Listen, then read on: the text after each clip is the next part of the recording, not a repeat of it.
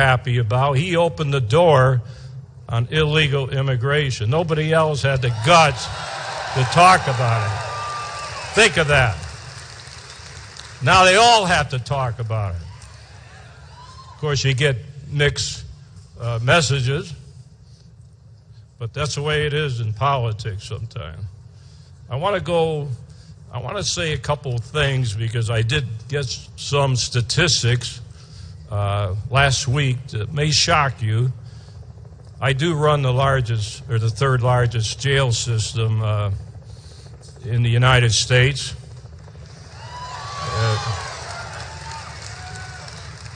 And just to show you, I was the top federal drug enforcement official in Turkey, the Middle East, Mexico, Latin America, Texas, Arizona. I don't want to give you my resume, but I say that for a reason. And that's why I really like what Donald Trump is talking about. When you talk about terrorism, the border, it's just not illegal immigration of drugs. We got a big international domestic terrorism problem.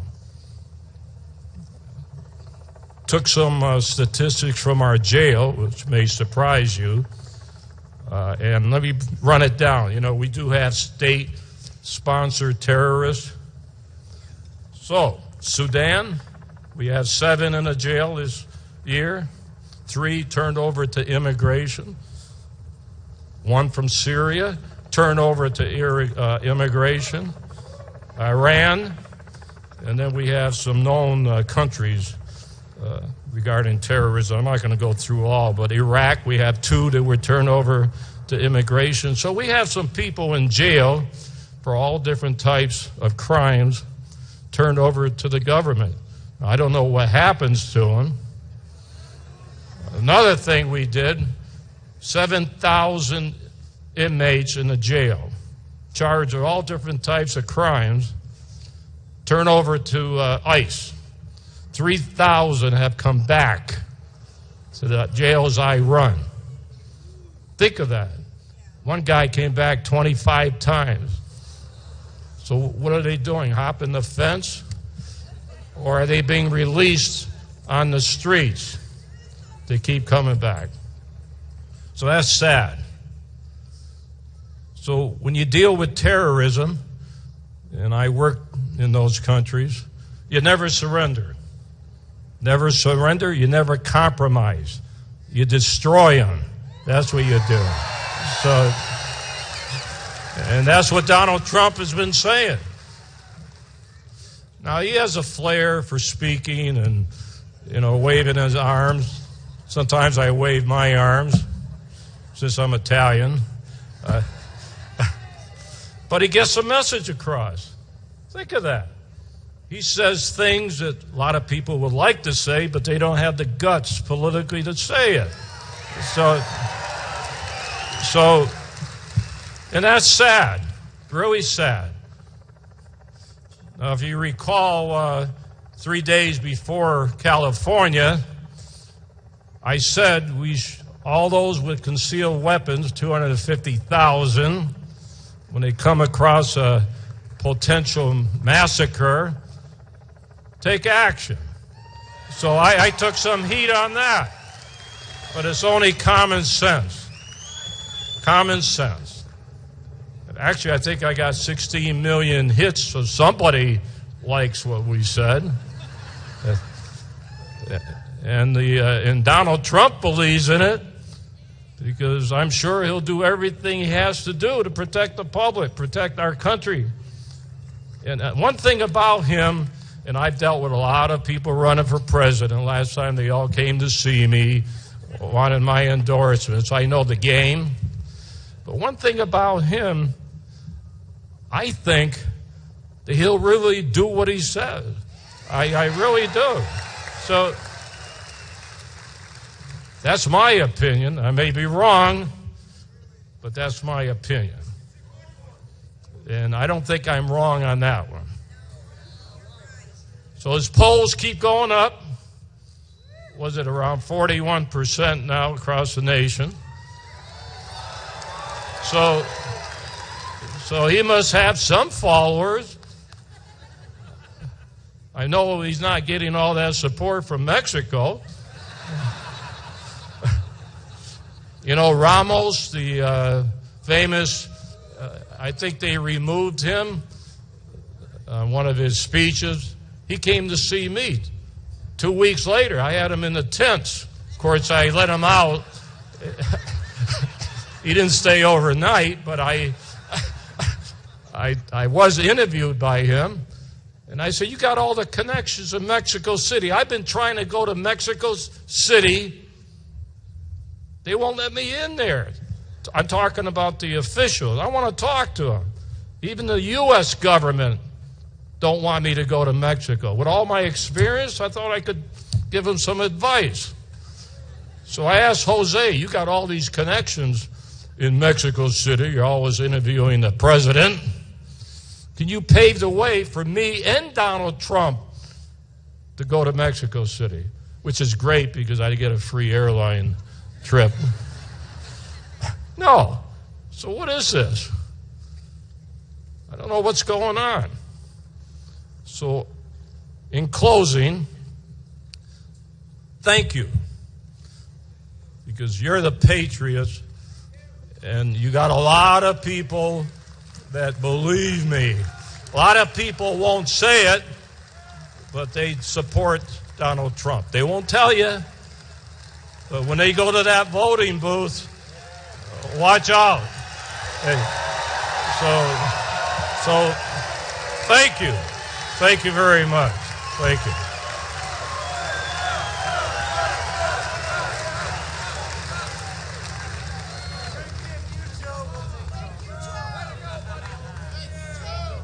Ladies and gentlemen, there is space behind the podium if you would like to try and go back there and get the opportunity to maybe be greeted by Mr. Trump. If you go to the right side of the venue space, the Arizona flag side, and walk around the back of the podium that way, there's plenty of room in the back, and we'd love to see you get a little closer.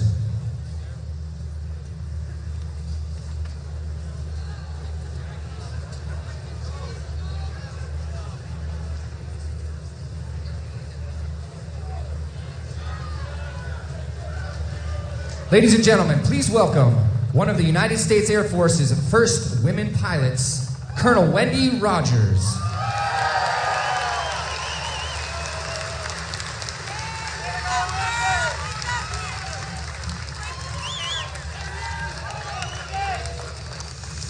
I salute all of you for being here today. I represent Veterans for a Strong America. And we stand together in support of Donald Trump. 35 years ago, here at this airfield, I flew and was privileged to undergo United States Air Force pilot training when it was Williams Air Force Base, right here at this airfield. And who was our president then? Reagan. What an honor to wear the uniform and to fly under a president who knew what it meant to be a wartime president, a warrior who defended our country, who had backbone, who was resolute, who supported our friends and let our enemies know who they were. We need a wartime president again. We need someone who will stand up and honor those of us who wear the uniform. We will go to hell and back. We will salute smartly and do what we're told. But we need a commander-in-chief who understands, who won't apologize, who will stand up for America.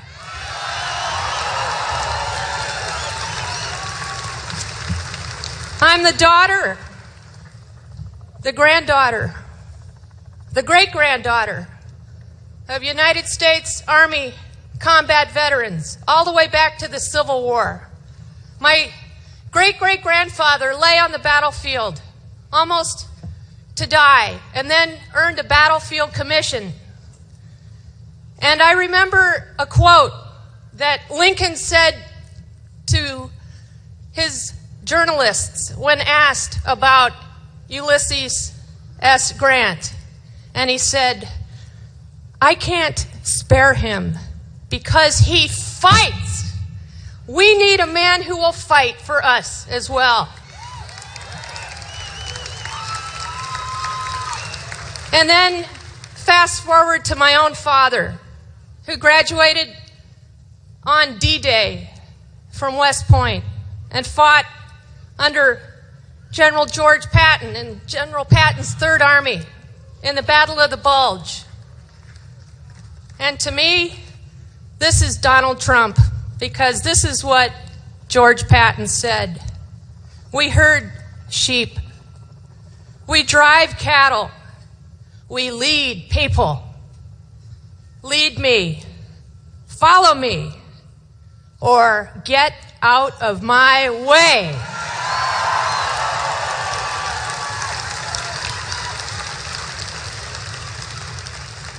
Let's make sure that we stop the era of a feckless, reckless, aimless, rudderless commander-in-chief.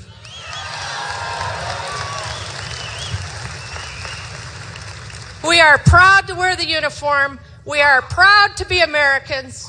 Let's tell the rest of the world in who we elect as our next president. Thank you.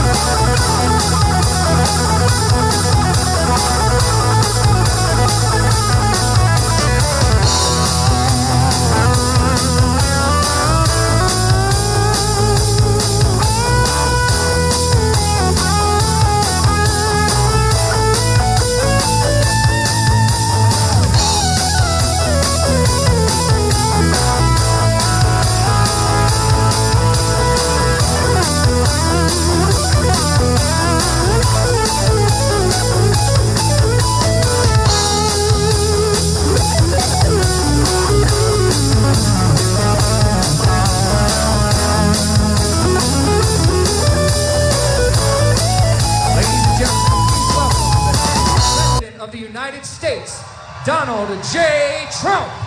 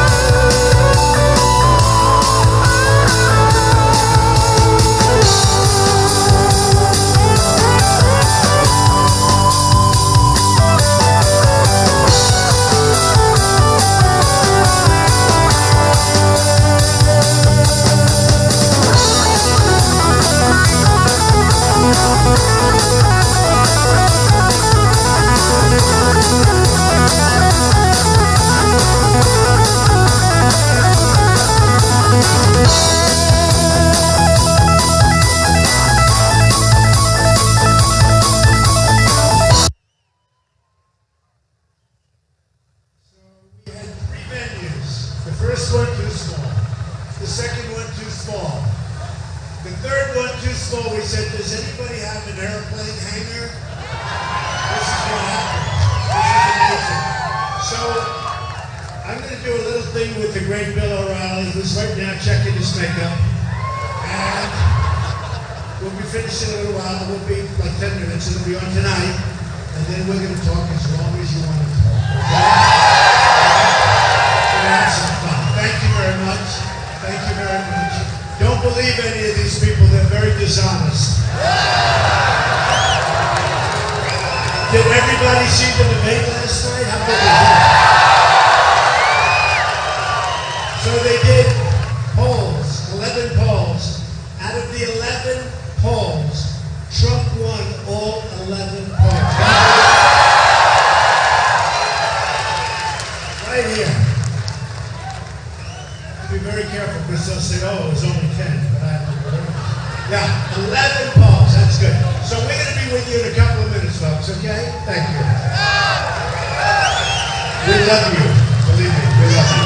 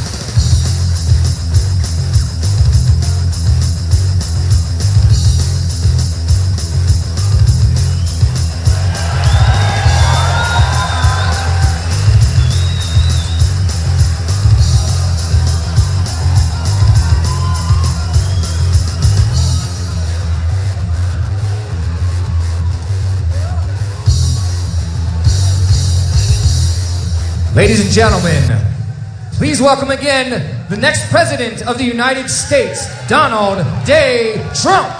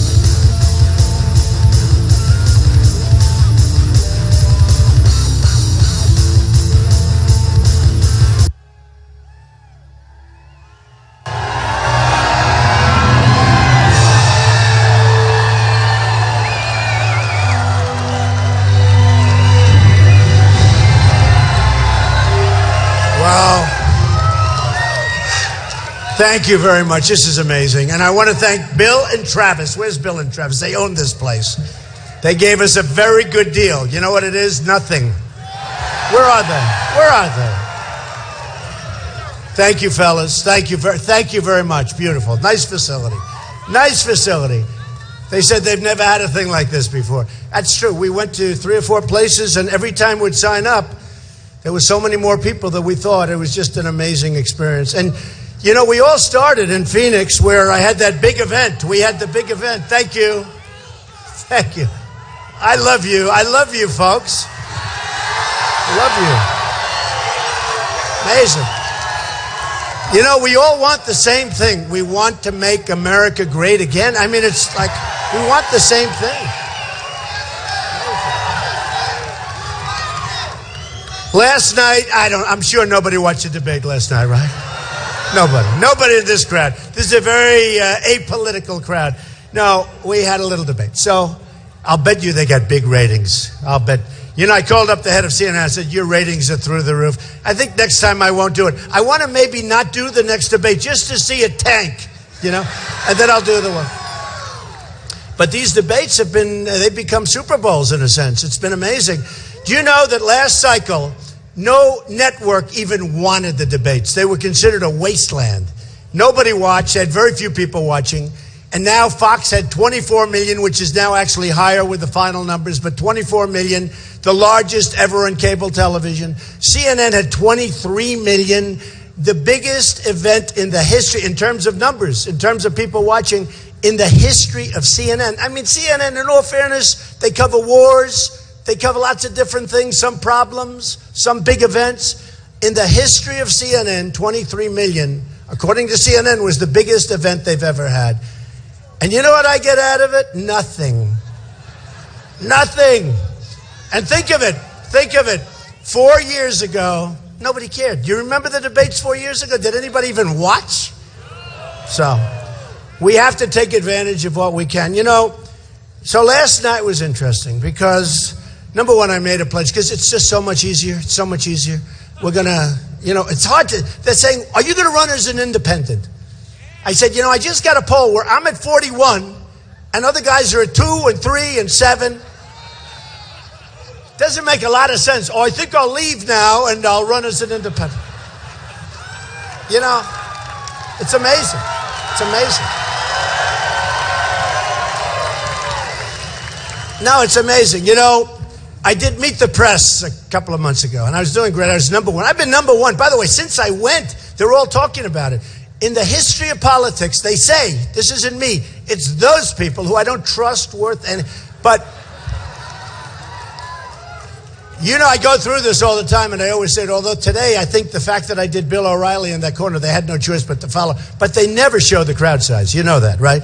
I always talk about it. I go home, my wife said, did you have many people? Because they just don't show the crowd. They show my face. They never show the crowd. Unless, and I used to think the cameras were like fixed, that they can't move.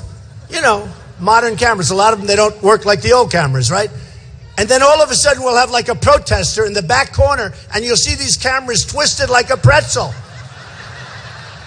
It's unbelievable. But I think today, look at all of them back there. Look at those cameras. They are the worst people. The worst. The worst. The worst. No, they're very dishonest. Not all of them. 75%. It's true. And some are very good. But you have so many dishonest reporters. I've never seen. In fact, it's almost amazing to me, because I consider myself to get the worst publicity, and yet I've got this massive lead. And it tells you two things. They're dishonest, and the people are really smart. No, they're really smart.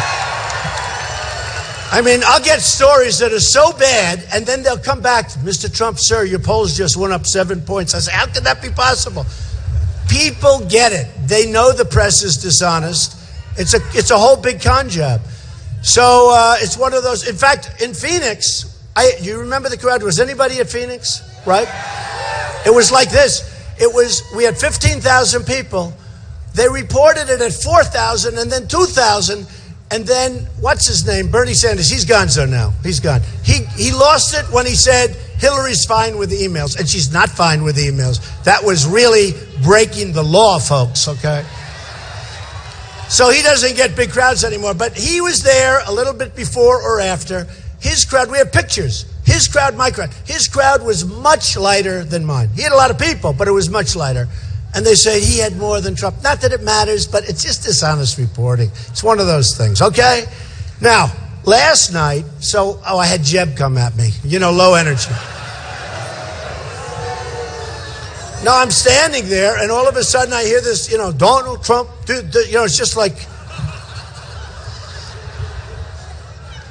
he said it just the way his pollster told him to say it. And then I hit back very, very hard. But look, we need strong people. We need sharp people.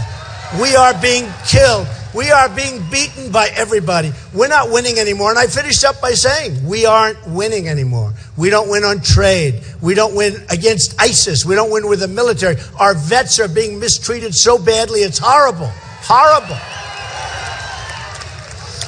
So I just want to go over this. So here we are. Ready? Really? They're complaining. Actually, don't complain. You're going to be the only ones that anyone's going to see on television tonight.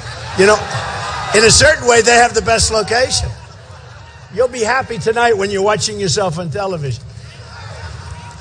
So last night, they do all these polls, and it's great. They poll everything. You know, it's amazing to me.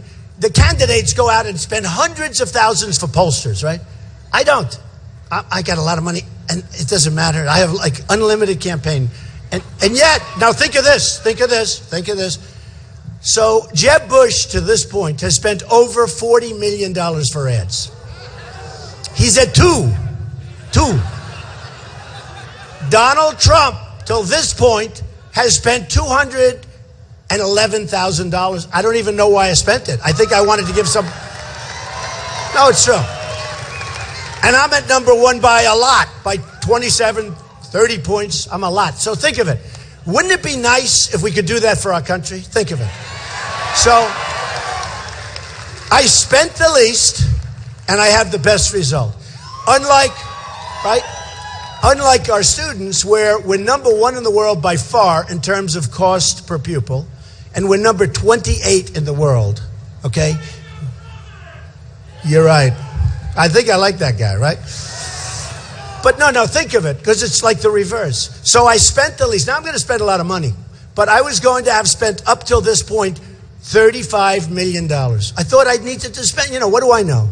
And these guys, as much as I can't stand them, they give me all this free publicity. No. It's true, right? If I put an ad on, people would get sick. They say, oh my God, we had the whole program and now we have ads. Please don't put the ad. We actually call networks, please don't put that ad. They cover you for a full hour. And then every 12 minutes they have an ad for Trump. No, it doesn't work. So I was going to have $35 million spent up literally right up to this point. And I've spent nothing. I haven't spent anything. But we're ready to spend. We're ready to spend. And we're going to spend a lot. And I think we're going to win Iowa. We just came out where we're leading in Iowa now, which is a great place. But this I love because this just came out.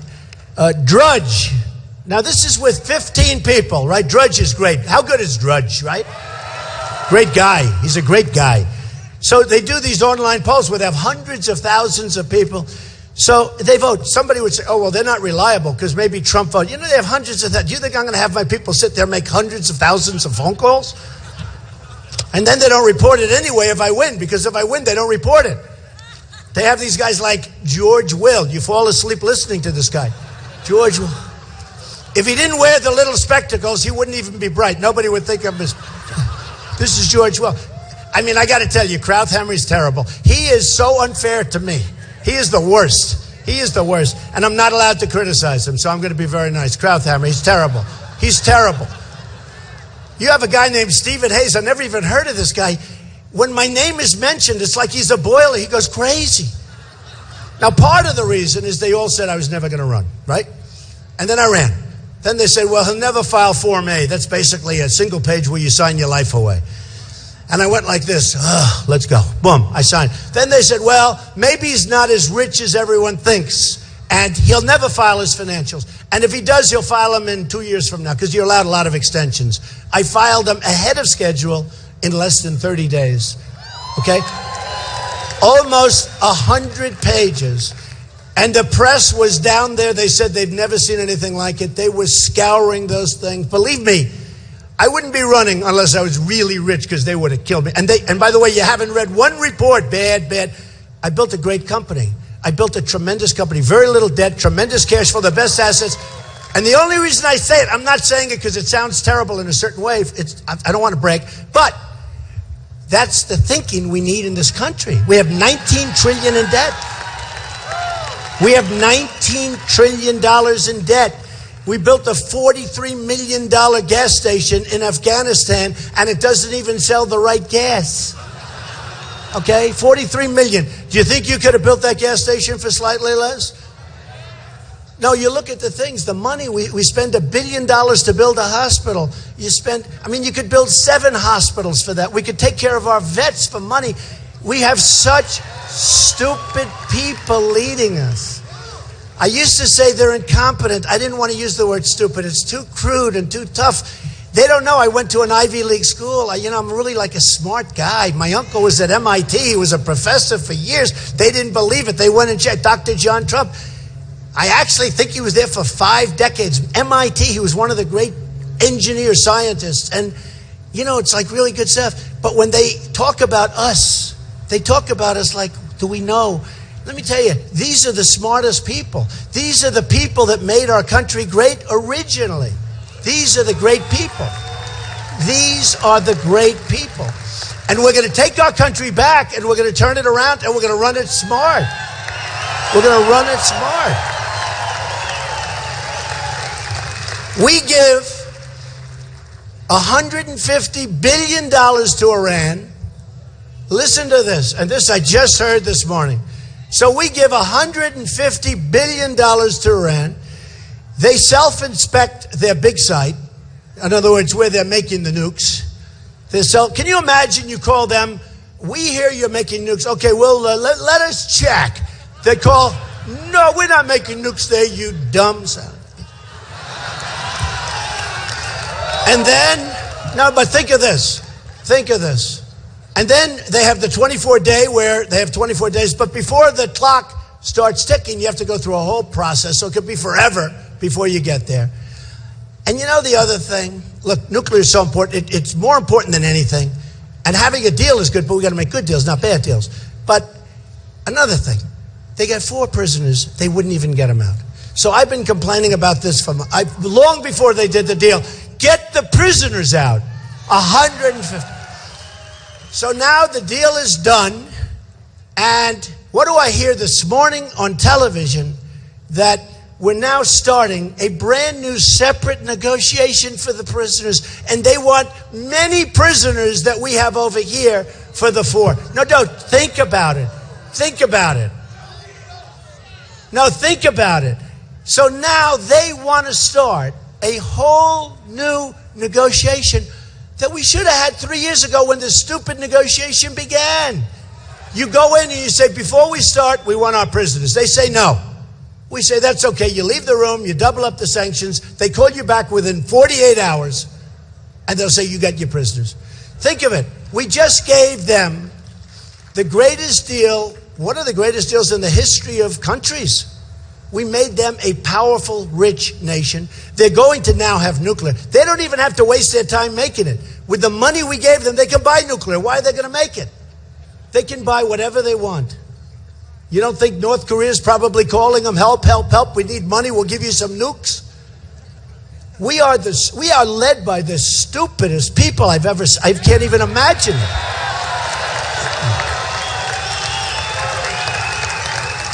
So now, here's the thing, and I can't even watch it. I can't even listen to it. So now they want to do a new negotiation for the prisoners. And all we had to do is say, we want our prisoners back. And you would have had them, and they want a lot. And one of the guys said from Iran, we want a lot. Oh, great, great. It drives all of us. That's why we're here. You know, they used to talk about the silent majority. We're not silent anymore, folks. We're not silent. And Hillary Clinton is a disaster. She's going to be beaten. She's a disaster. Don't forget, her and Obama helped get us into this mess with the migration. Her with, let's go into Libya, let's go here. She doesn't know what the hell she's doing. She wakes up in the morning. I will not say that she puts on her pantsuit because that's what she does. I'm not going to say it. I'm not saying it. I will not say that. She wakes up in the morning, she goes out, she'll go to New Hampshire, Iowa, one day a week or something. Do you ever notice? She'll do something totally staged. She'll pick 4 people. She's always sitting around a little plastic table. There's like 4 people, nice people. I mean, they're hand-picked. Out of 1,000 people, they pick the 4 nicest. They ask her these really innocent questions. And then she leaves and she goes back to sleep for a week. It's incredible. And I'm telling you, I'll tell you what, and the Fox poll just came out, and the Fox poll was very strong that I beat her easily. I beat her easily. And honestly, I mean, look what I did to Bush. I haven't even started on Hillary. I haven't even started. Poor Bush. I hear now he's doing another commercial. He does commercials. You're spending all this money doing negative commercials on me. He's doing a commercial where he uses what he said last night, but he doesn't put what I said to him. And what it is, and it's a big problem in terms of running for office, because, you know, these super PACs are a scam. They're a scam. They're a horrible thing. They're totally corrupt. One of the super PACs that was written about last week in the Los Angeles Times, they raised $6 million. By the time all of these guys took their cut, they ended up with $140,000 left for their campaign. That's better than being a real estate broker, right? Right? So we have so many things we can do. And I'll tell you, the thing I really look forward to doing, some of the people on the stage I really like. You saw last night that Ted Cruz was very nice to me, and I was nice to him. Actually, most of the people were nice to me last night. I mean, it was pretty good. You know, I went in there saying, boy, this is going to be a tough evening, because I heard all of them were going to come at me, right? 14 of them were going to be coming at me. I was prepared, but I said, this could be unpleasant in front of, you know, millions of people. And out of the 14, you know, Jeb and I guess Rand Paul, who doesn't have a chance. I mean, what's he doing? By the way, what is Rand Paul doing? You know, whether you like his politics or not, his father had a certain spark, right? You know, there was a little spark on there. Rand doesn't have that spark. Rand doesn't have that spark. And I love Kentucky. It's one of the great places, but I don't get it. You know, how does this guy get reelected in Kentucky? I don't get it. I don't know. Is he going to be primaried? Is somebody going to run against him? Because we do want a Republican, but is he going to be primaried or something? But he's a nasty guy. But the father had a spark, and he had something special. Like they say I have. No, I'm only kidding. But he had something special. Rand doesn't have it. So other than those two, I mean, it was really even Kasich was very nice to me last night. I was very surprised. He's gotten beaten up pretty badly. He said, you know what? It's easier to be nice to Trump, right? It's easier, less costly. But he was nice, so we had a good time. So anyway, Drudge, 46%. Now that's out of 15 people. So that means I got 46%. Time magazine, believe me, I don't control time. I was on their cover 4 or 5 weeks ago. They should have picked me for the person of the year, but they didn't. No, they shouldn't. Now, you know what? That's not coming from me. They have these panels, and virtually, and I said, I'm never going to get it because I'm not establishment. But every panel that I saw on television when Time was, because, you know, it's sort of cool, even though the magazine's going down the tubes. It's it's a cool thing. Most magazines are going down, in all fairness to them. It's great, isn't it, to watch these guys go down the tubes? Isn't it great? I love it. But you know what? Time magazine, so they'd have these panels, and they'd have 5 people around, you know, all the political panels. And almost everybody, even my enemies, said, no, Trump will get it, because he's done something that's never been done before. This has never been done before, folks. And we're really doing something. It's really a movement. What we're doing is a movement. So they said Trump's going to win, and I said I won't. I told my wife, I said, they'll never do it. It's just like The Apprentice. For the first 3 seasons, I should have gotten the Emmy for The Apprentice. Got the #1, got tremendous ratings. It was the hottest thing. And they'd pick these shows that were establishment. Amazing Race. You fall asleep watching it. Okay, it's not a race, it's a sleeping contest. Because I'm not establishment Hollywood, I'm not establishment politically. So Time magazine picked a woman who's destroying Germany. She let the migration come right into Germany. She's destroying Germany. And if I have to work with her in a little while, I'll do just fine. But I'm telling you, what she did is wrong. They should have done a safe zone in Syria, had a big, beautiful, fat safe zone, and stopped all this nonsense. And honestly, if it weren't for Obama and Hillary, you probably wouldn't have even had the migration. They are so incompetent. So then Time magazine, 49%. Slate, 51%. Syracuse.com, 49%. U.S. News and World Report, 69%. PBS, public broadcast, PBS, 69%. This is who won the debate. That's all it is. 69%. The Blaze, well, he doesn't like me very much. That's okay. Who cares? I don't even know who he is. 38%. Not bad. It's my lowest one. Washington Times, great paper, 62%. CBS Philadelphia, 59%. Fox 5 Las Vegas, 62%. That's what it is. I mean, you know.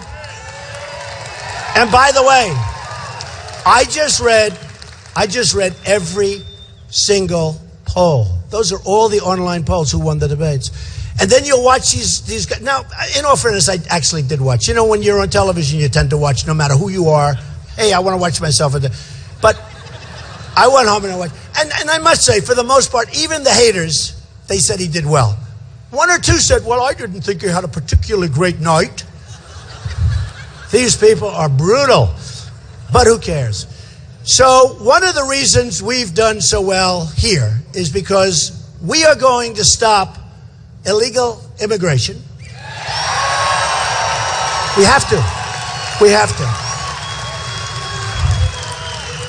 And if we don't stop it, we don't have a country, folks. We don't have a country. We don't have a country. And you know, I have as big a heart as anybody here. I have as big a heart as anybody. It's like with the migration. Help them. Let's do something. But we can't let them come over, almost more importantly than anybody. Did you see yesterday the big story about the cell phones and what's on? They have ISIS flags and all sorts of beheadings and crimes on pictures on their cell phones.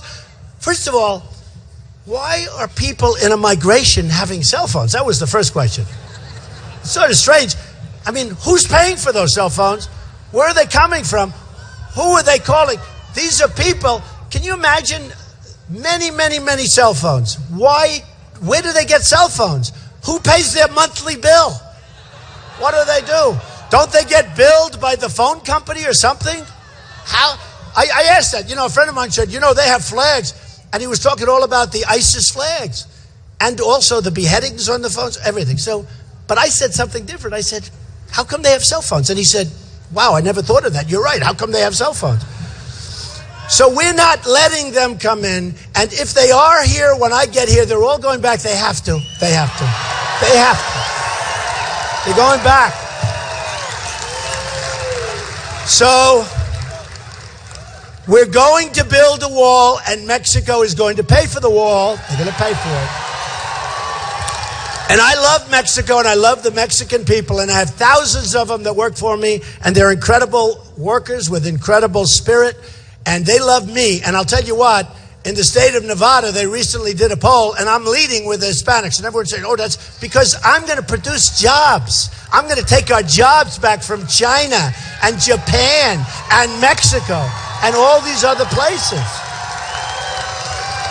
And you know what? The Hispanics that are here legally and that went through a process, those people they're for me because they don't want their jobs taken. They don't want their house taken. They don't want to be overrun by people pouring across the borders.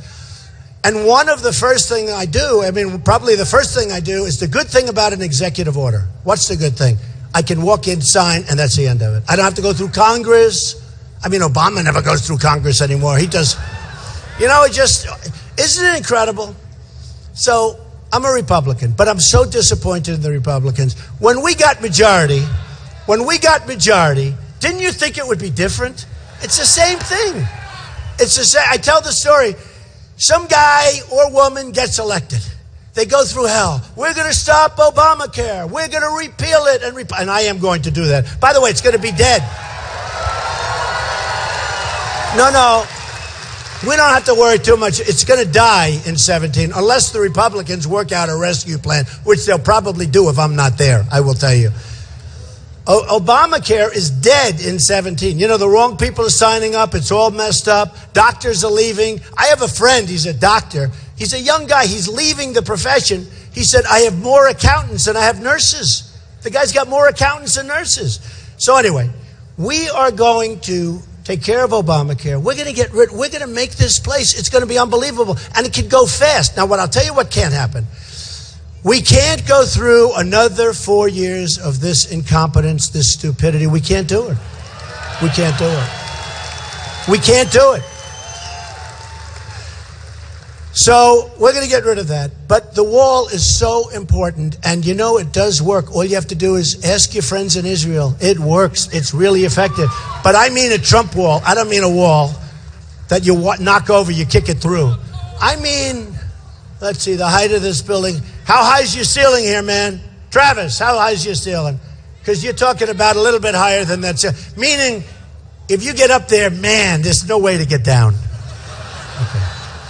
And it's going to be a beautiful wall because someday they'll name it after me, and I want it to be beautiful. It's true. It's true. And it's going to work.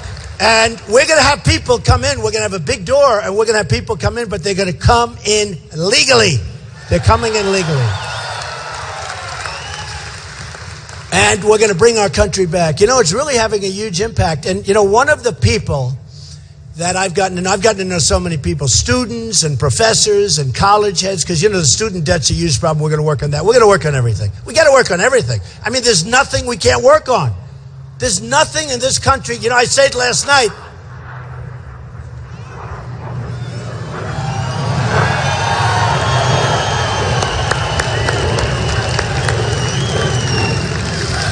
I tell you what, I wouldn't want to be the enemy and have one of those suckers coming at me.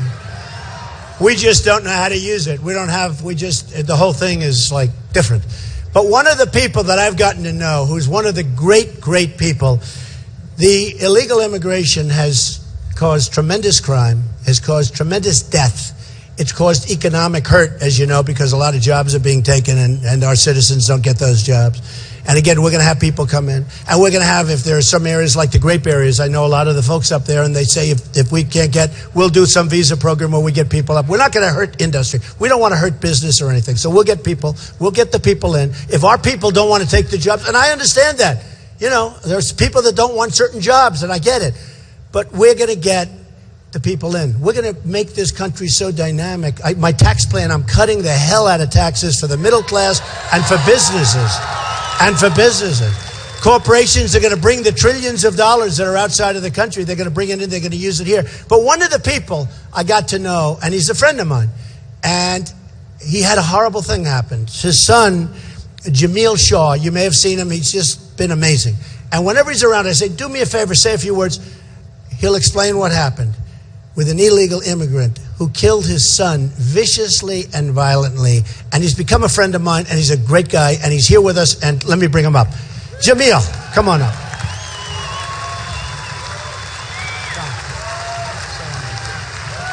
Say a few words. Jamil. Hello, everybody. I'll get right to the point. On March the 2nd, 2008, my son was shot dead in the street like a dog by an illegal alien gangbanger, 18th Street gangbanger. He was on his third gun charge. Now, we hear all these people talking about banning guns, but you have a legal alien on his third gun charge, never been deported. He was released. He was in jail for assault with a deadly weapon, battery on a peace officer, and resisting arrest. Okay, they only gave him 8 months in the county jail for that. And then they let him out 4 months early. The day he got out, they were, according to the Sheriff Baca in L.A. County, he said that the Latino gang members, the legal alien gangs, Latino gang members, the shot callers ordered them out in the streets the same day they get out because they don't want them to be rehabilitated. So the same day he got out, he was told to go in my neighborhood, and he was looking for blacks to kill. Me and my son went to a football training in Pasadena, and he was getting recruited from Stanford, Rutgers, West Virginia, Texas. I mean, it was really a beautiful thing, you know. I mean, we did 17 years of hardcore practicing, trying to get a scholarship, and we were there. We had it. We had it. And that day we came home from the training. He asked me to go to the mall, like all our kids do. They want to go to the mall, hang out with their friends. I didn't want to let him go, but I let him go only because the day before he asked me to go to a party. Of course, I said no.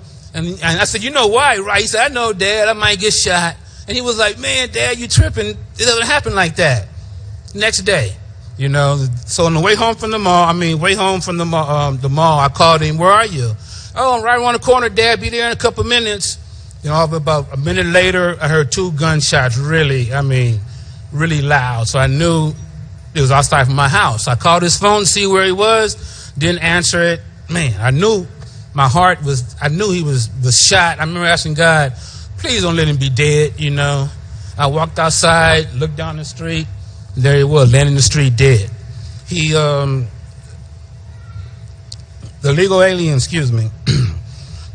was shot him in the stomach. One of the neighbors saw him walking down the street, and she said that the guy came from behind a parked car. Let me go back a second, too. They were in my neighborhood looking for money. The girl that they was driving was a girl driving the car. I never even knew him. She met him while he was in the jail. He gets out. She picks him up, him and one of his friends. They're looking for money. One of the guys said, well, I know a guy who owed me some money. That was my next door neighbor. That's why they were on my street. As they were coming to my neighborhood, they saw my son walking down the street, and they told the girl to pull over. They want to kill him right there, you know, because he had on the back Spider-Man backpack. You know, that's what they saw. And she said, no, I'm not going to do that. She kept going, parked right in front of my house. Now, they didn't know that's where he was coming. So he went to the neighbor's house, knocked on his door, and on the way back to his car, saw my son coming. He went to put a hood over his head, ran down the street. One of the neighbors said that he pulled the gun out and shot him in the stomach while he was laying on the ground, according to the coroner, with a 45 in his stomach. You can imagine. 17-year-old kid with a 45 blast in his stomach. That's bad. He was laying on his back, the coroner said, with his hands up, and the guy shot him through his hand into his head and killed him. It was vicious. I heard the gunshots. Of course, I ran outside and couldn't believe it. Even today, I couldn't believe it. I remember telling him, man, I told you, the people are crazy out there. I had just told him the day before. And, our kids don't believe that, and that's why we need Donald Trump, because Donald Trump is going to make it safe again, Donald Trump is going to make it safe for your kids. My son is dead. I can't fix that. I wish I could. But I have another son, 17 years old. He was 8 at the time. Now he's 17. I told him the other day, man, you're older than your brother now, and it's really sad. And Trump is the only person that reached out to me out of all the politicians, all the black politicians in LA. Nobody cares. It's all about illegal aliens. That's all they care about. They don't care about us as Americans. Trump wants to make America first, okay? We need that. Our kids, all of our kids deserve to grow up. This is our time to live on the earth. Why do we have to be under this oppression from illegal aliens, and they're getting the American dream and we're getting the American nightmare? It's not fair, and the only way we can fix it is with Donald Trump. I don't see no other way. If it was there, it would have happened. Before Trump, there was nothing going on. Now that he's here, they're scared, and we have to make sure it happens, because it's going to protect all of us and make us safe. And we got to stand with Trump, and you have to trust him the way I do, because I believe that he was sent from God. Thank you.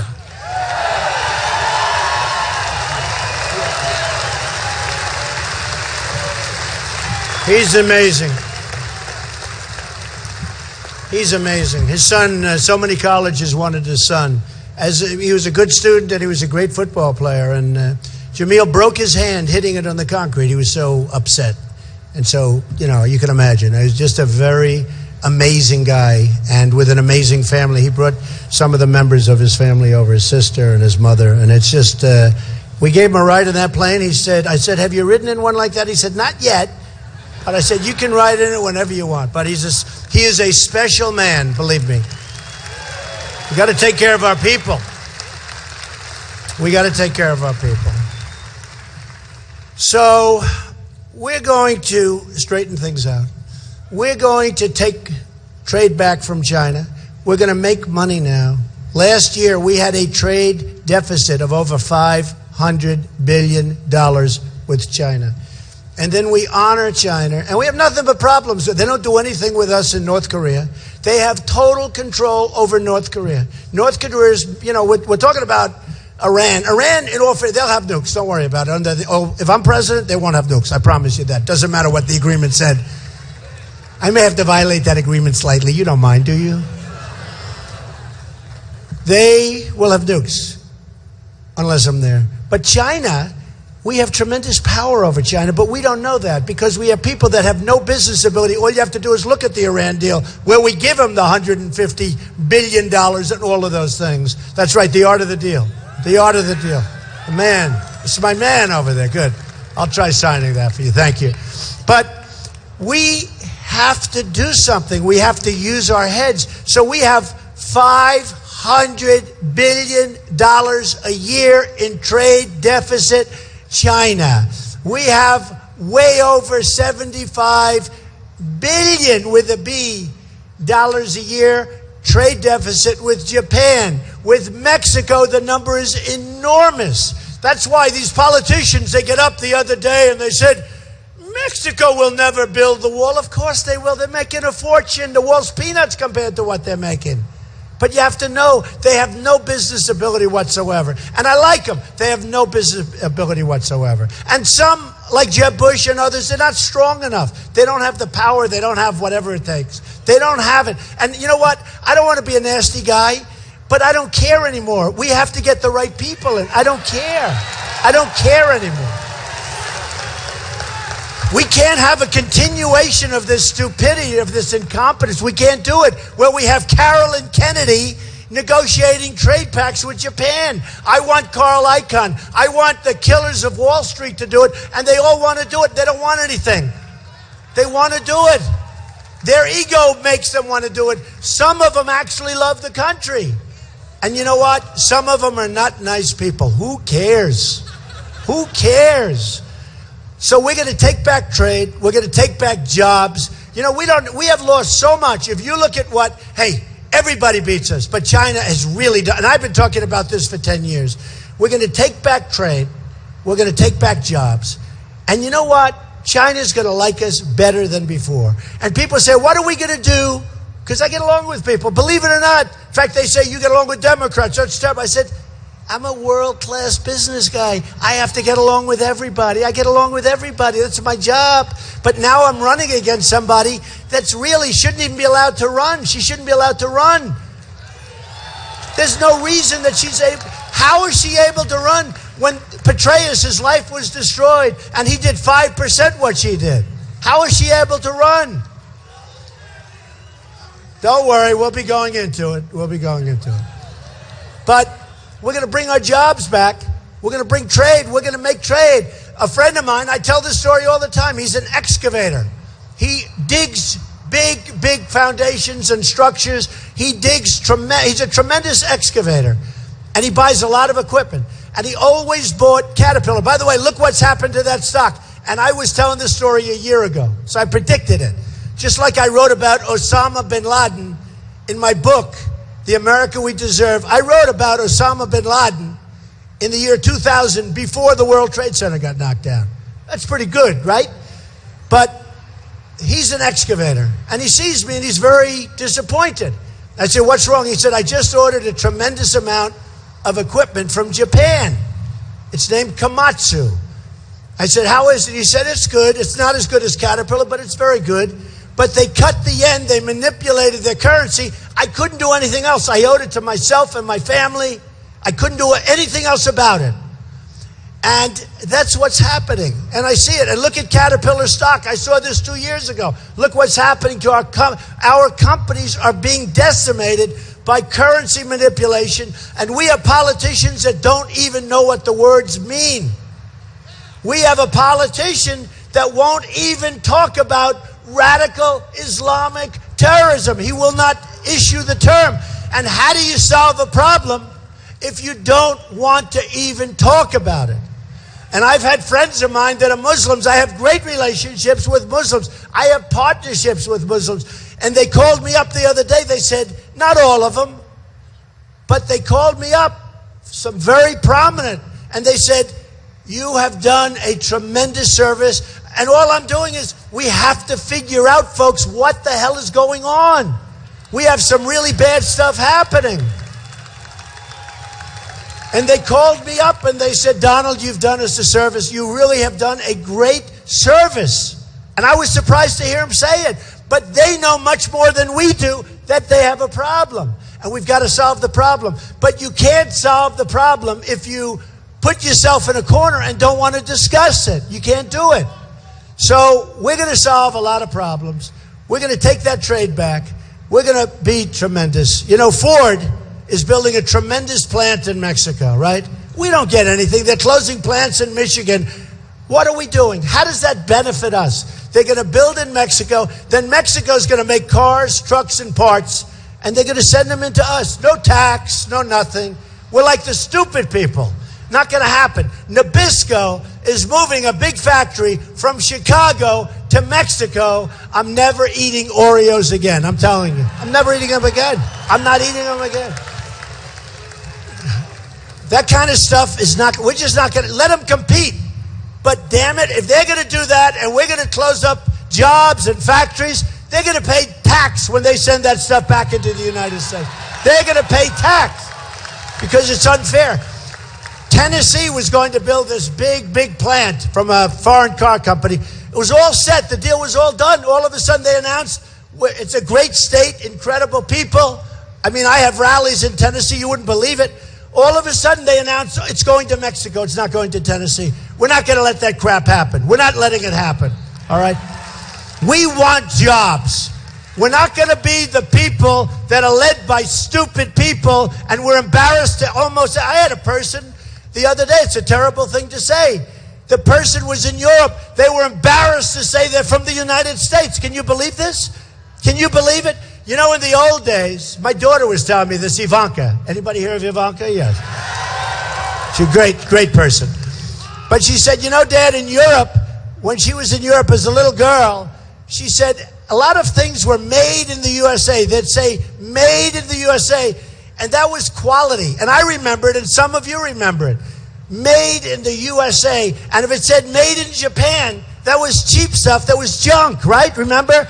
If it had a made in Japan label, it was garbage. Now it's like, you don't see, I don't even know if we have signs that say made in the USA. I haven't seen this. Do they use that sign anymore? And she said in Czechoslovakia, which was communist, they would take a dollar bill and people would scotch tape it to the windshield of their car because they were so amazed and so proud of America.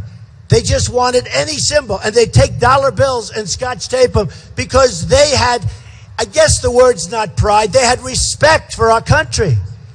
We don't have that anymore. We're not respected by anybody anymore. That's why we have crowds like this. Look, everywhere I go, I have crowds like this. Everywhere. Everywhere. We have the biggest crowds by far because there's a movement going on, folks. This isn't just like, let's go and have a good time. Somebody said, oh, Trump's a great entertainer. That's a lot of bullshit. I'll tell you. We have a message. We have a message. And the message is we don't want to let other people take advantage of us. I was saying, we have rebuilt China. We've rebuilt it. You go over to China now, they have bridges like the George Washington Bridge all over the place. That's like a small bridge. All over the place. We've rebuilt it with the money they've sucked out of here. Think of it. Think of it. They take our jobs. They take our manufacturing. They take our money. They take our base. And we right now owe China $1.5 trillion. Can you believe it? It's like a magic act in reverse. It's not happening with me.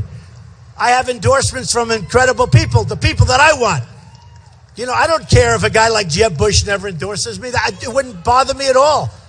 I think it's a negative if you want. But I have guys like Carl Icahn, who's a great business guy. I mean, those are the endorsements we need. And those guys have to go and put their genius to work and show us how great they are. Nobody can beat our business people. We have the greatest in the world, but we don't use them. We use political hacks. We use donors. We use special interests that make deals in order that their companies and their countries are taken care of. That's what we do. So, you know, I'm self-funding, okay? I'm self-funding. I'm putting up my own money. I mean, when I fly in that plane, believe me, it's expensive. I pay for it, okay? But you know what? I'll tell you what. A lot of people, and I didn't think it was that big of a deal, and I had people that said, you have no idea how important it is. I get so many applause. I have turned down tens of millions of dollars, people wanting to put money into this campaign, into PACs. I've turned it down. I actually feel a little foolish. My whole life I've been taking money, give me more money. And I turn it down. And when I go to Iowa and New Hampshire and South Carolina and tell them, like, I'm self-funded, the people go crazy. It's a big deal to them. You know, I had an interesting case in Iowa about 4 weeks ago. I had a big crowd. I said, let me tell you, I feel very guilty turning down all this money. Supposing I took it, and I swear to you, I will not be guided by the people that gave it. They all stood up and started booing me. They didn't want it. And they're right. They're right. So, amazing things are happening. We had 35,000 people in Mobile, Alabama. We had 20,000 people in the Dallas Mavericks arena. It was an unbelievable, and we had like 4 days to fill it up. We had 20,000 people in Oklahoma. In Iowa, we have the biggest crowds by many times. And I couldn't say it with all those sleazebags up there. I couldn't say it. Honestly, I couldn't say it. Because they say, oh, it's not true, it's not true. You know, you'd have headlines, it's not true. But I have the most incredible crowds. I go to Iowa, I go to New Hampshire, I go to South Carolina. Unbelievable. It's the same thing. It's this way no matter where we go. And I call it we because it's we. We're all together. It's not me. It's we. It's we. So when I started this journey, as I said last night, it's a journey. It took a lot of guts. I mean, it takes guts to run for president, that I can tell you. But when I started this journey in June, I was really focused on trade and China and Japan and Vietnam. That's another one now. They're doing a number on us. They're taking a lot of jobs, a lot of business. I know more. They're all doing numbers. Everybody's doing a number. We're like the big bully dummy that doesn't know what the hell they're doing. But when I started, it was all about trade, and it was about the border. And because I'm so strong on the border, nobody can be stronger than me on the border. I tell you what, do you ever notice how these guys are all pivoting? They're all weak. They were a member of the Gang of Eight. You know the Gang of Eight? Come on in, folks. Do whatever the hell you want. You'll be a citizen. Don't worry about it, right? Now they were all saying, oh, what terrible language with Trump and what a terrible. Now they're all coming. They're trying to be more and more. They can never get more so than me because, number one, I know how to do it. Number two, Mexico's paying for it. I know how to get them to pay for it. These guys, every one of them said, you'll never get Mexico to pay. For me, it's easy. It's like that CNBC debate where they said, no, we're going to make it 3 hours instead of 2. I said, no, you're not. Everybody said, you'll never be able to negotiate with them. I said, yes, I will. Who wants to sit and watch a 3-hour debate? 2 hours is bad enough. I could debate for 25 hours, but who the hell wants to watch for 3 hours? So they said, you'll never be able to get out of it. I said, yes, I will. I called the head of CNBC. Took me 3 minutes, and we had a 2-hour debate. It's true. It's true. So here it is, folks, in a nutshell. The trade stuff is easy. And I focused on it so much until Paris. To be honest, Paris, not this country, but same thing, Paris. And by the way, if some of those people that were slaughtered in Paris, with 130 dead and many more going to die, they're decimated. They're in very sad shape. As we have in California, more going to die, they're in very bad shape. We have 14 dead, more going to die. If some of those people in Paris, probably the #1 place anywhere in the world for gun control, Paris and France, you can't have a gun. Unless you're a bad guy, you can walk in with whatever you want. If some of those people had a gun tied to their ankle, or a gun tied right up here to their waist, or a gun right over here, they would have had a hell of a fighting chance, and I guarantee you the result would have been a hell of a lot better. Would have been a hell of a lot better.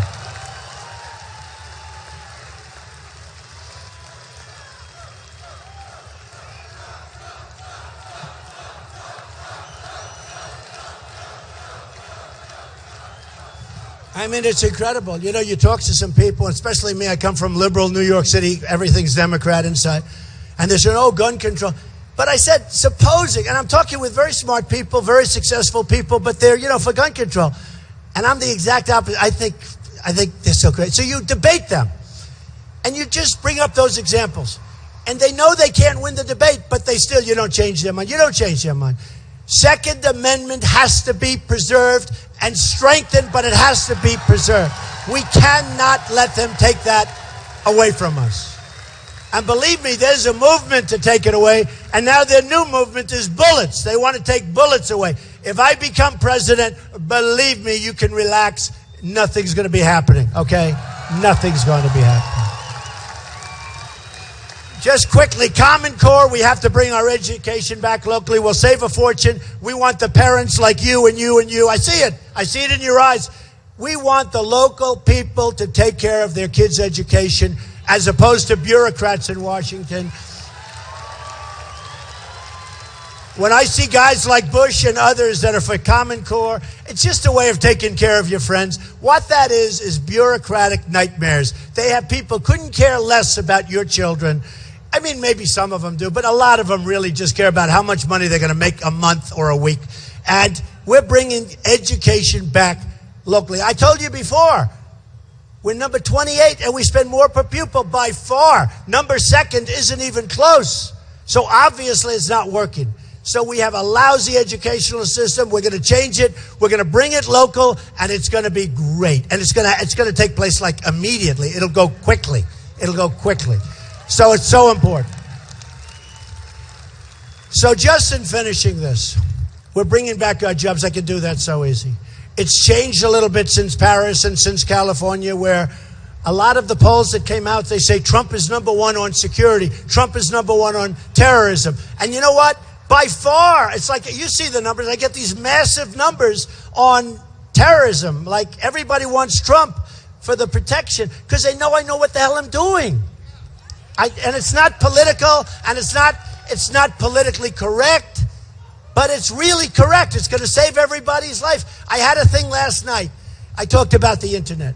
So ISIS is using our internet much better than our people, right? Even though we invented the internet, ISIS is using it. So last night I said, I want to infiltrate the internet, but people said, oh, that's freedom of speech. You can't do that. This one, that one. We need security. I said, wait a minute. This is ISIS. They want to kill you. Well, we don't know about. Where are these people coming from? Where do they come from? They are using the internet so brilliantly. The good news is we have people in Silicon Valley that are far better than they are.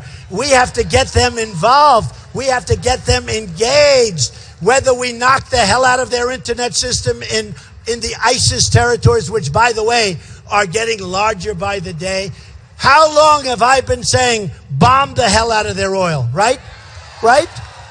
3 years. And I said, when we leave, take the oil. I don't want to just bomb it. I want to take it. And I wanted to give it to our wounded warriors and our vets and the families of people that were killed. So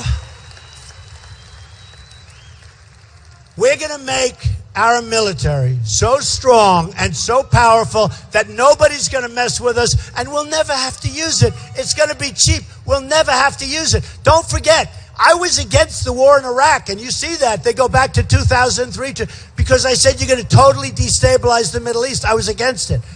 We're going to make our military so strong. We're going to take care of our vets. We're going to take care of them.